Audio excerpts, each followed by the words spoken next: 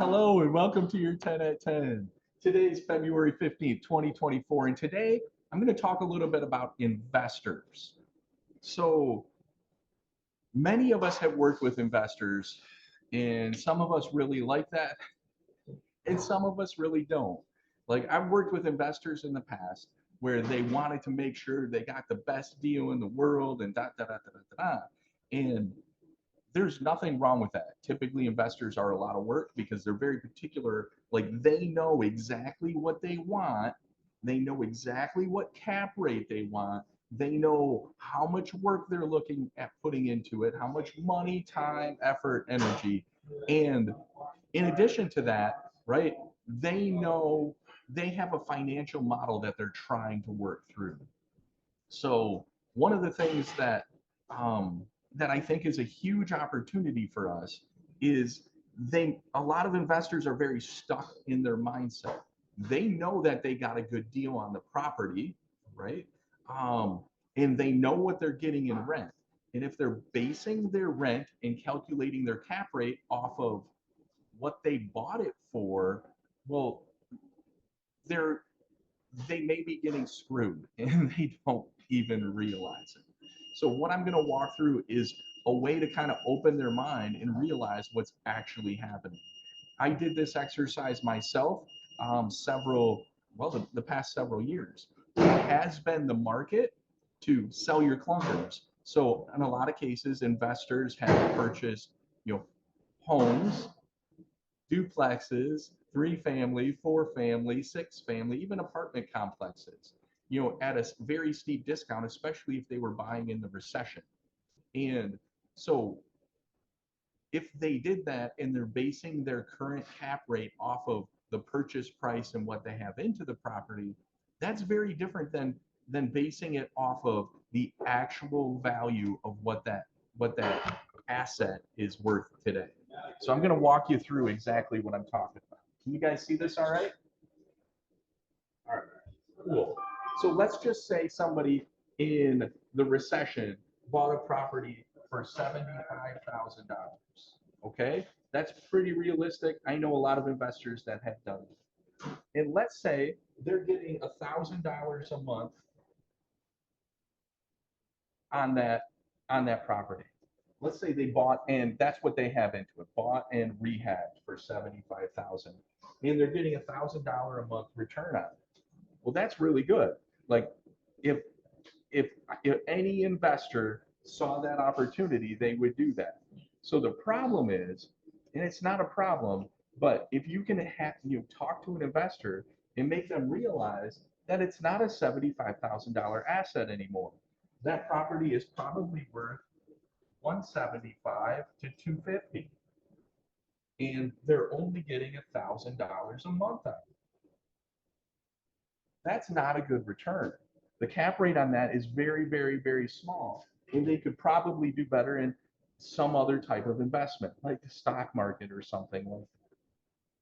So if you can get them to open up their eyes and realize that that $75,000 property that they bought and rehab is now worth 175, and they should calculate their cap rate based on that today because that's today's value, it's a much different story. They're going to open their eyes and they're going to say, what the hell am I doing? What are my options? And so in a case like this, if they were to sell and reinvest into the stock market, they would actually have capital gains on $100,000. Most people don't want to pay taxes on $100,000.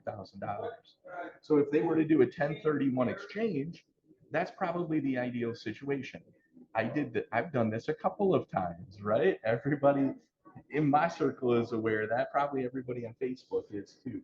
We sold some of our clunkers that we had bought during the recession, rehab, flipped, and so on and so forth. And then we did a 1031 exchange into much better properties, right? Hopefully higher producing properties, hopefully properties with a much better cap rate. So when we're talking about, um, you know, and the beauty of a 1031 exchange is, they can sell this property for 175, or we can help them sell it for 175. But if they were to package a couple of those properties and get, a much better, financial opportunity with a much better cap rate, a much overall better investment, like that's most likely what they should do. Right? So you selling a couple of single families or a couple of two families or something like that, and investing in, if they want to do long-term rentals, maybe a fourplex.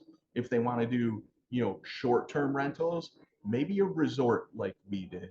Maybe maybe maybe a condo down in Florida or Arizona or somewhere around the country.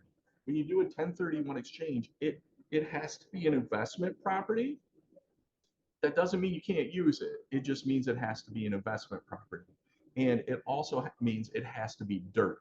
It has to be dirt for dirt is the same. So you're selling dirt up here, right? But you have to be buying dirt as well. And the numbers, they'll take care of themselves. As long as you're working with a reputable realtor that has done 1031 exchanges before, and a 1031 exchange company, maybe a law firm or something like that, to make sure everything's done properly, correctly, and all of that. But you guys don't have to worry about that. What you really have to worry about is your investors that are in this situation, because you're not just trying to make a sale or close a deal or whatever. If I knew of an investor in that situation, I'd be concerned for them, because they don't even realize what's going on and they're being shortchanged.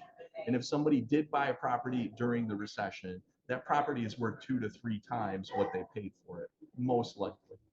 And their income, it has probably increased a little bit, but not nearly as fast as the appreciation of the actual property.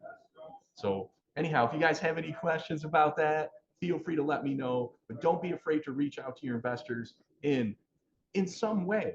Shooting a short little video like this and bombing it to them and say, hey, I have something that is of interest to you. It made me think of you. I think that's a great approach. And it kind of starts that conversation. So anyhow, I hope you guys have a great day. Do your best to make today awesome.